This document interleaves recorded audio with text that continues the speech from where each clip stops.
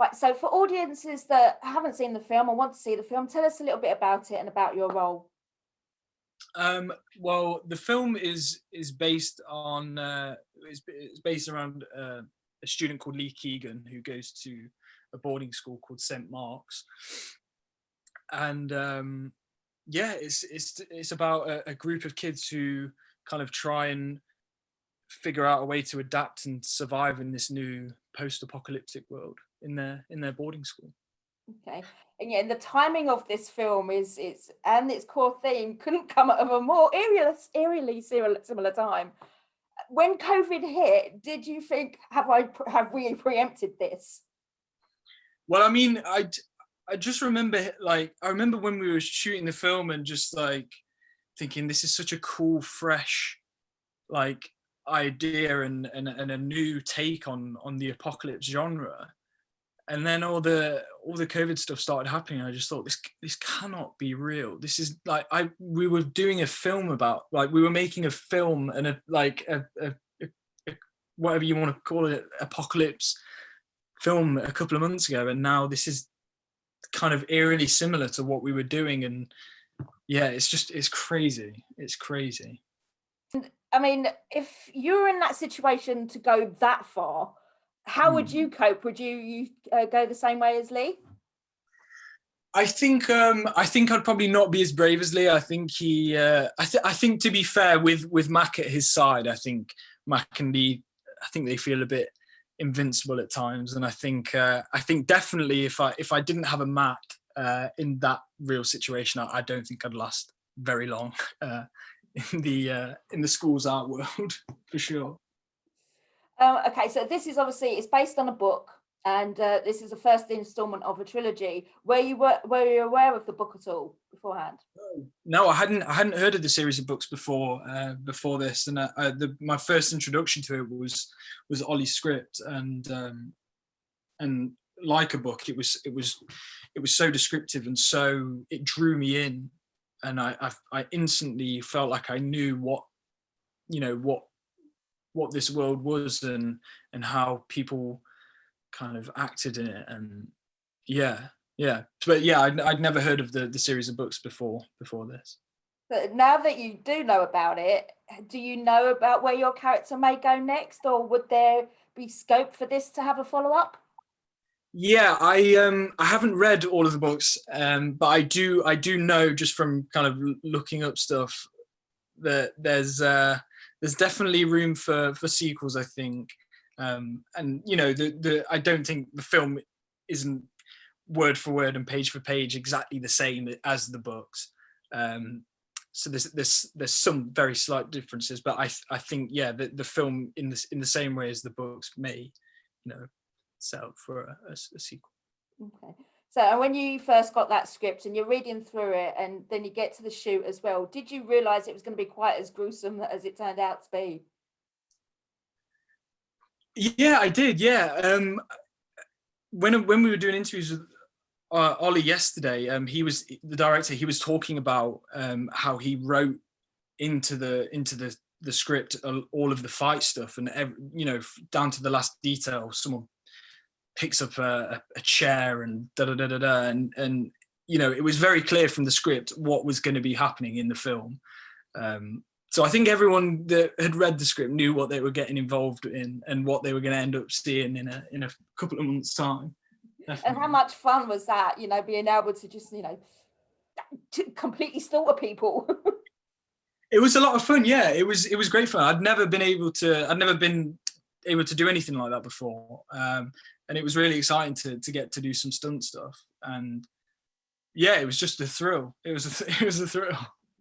Yeah, and you get to work with some weapons as well. I mean, was there much weapons training involved in that? And did you get to take them home to, get the feel for them?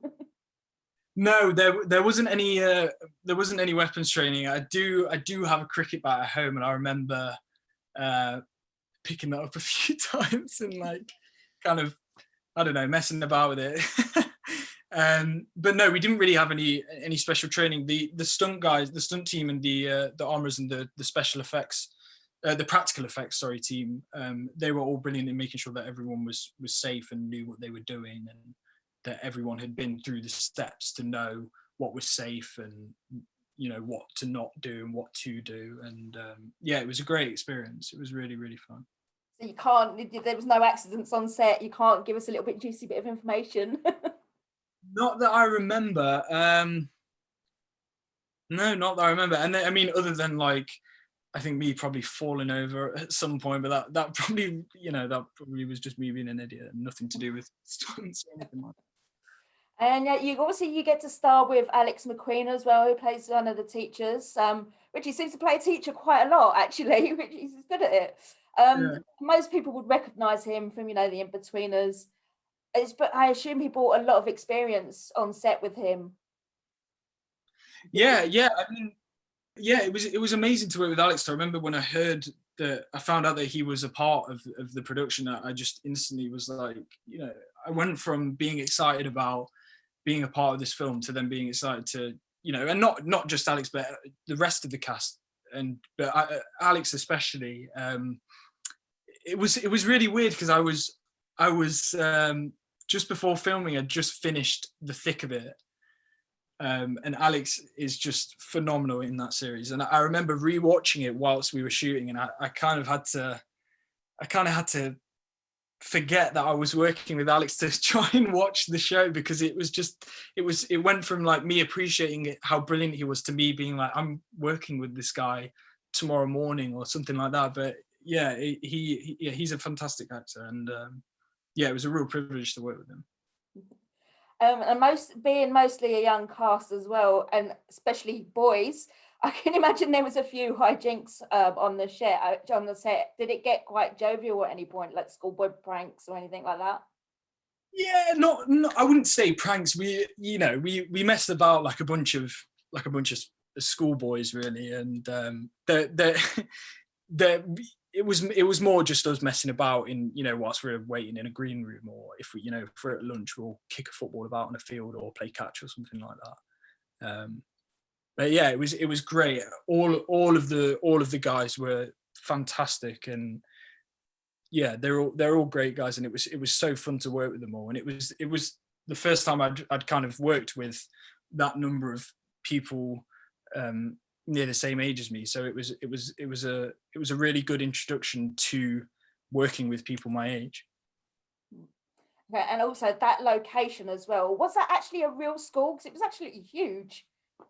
Yeah, so all the interior is shot in a school in London, and it was a really nice school. And then a lot of the I'm getting that mixed up. A lot of the exterior is shot in a school in London, and then a lot of the interior is shot, and some exterior is shot in a boarding school up in Ipswich, which was like your typical old-fashioned, giant, massive boarding school. And it was a lot of fun to work there. And it was funny because a lot of the crew ended up staying there. So I think for the crew, it was like they were all at boarding school. They were all in rooms and like having fun together. So yeah, it was really cool. Okay, and finally, you know, what's next on the horizon for you? What ideally would you like to do next? What would I like to do next?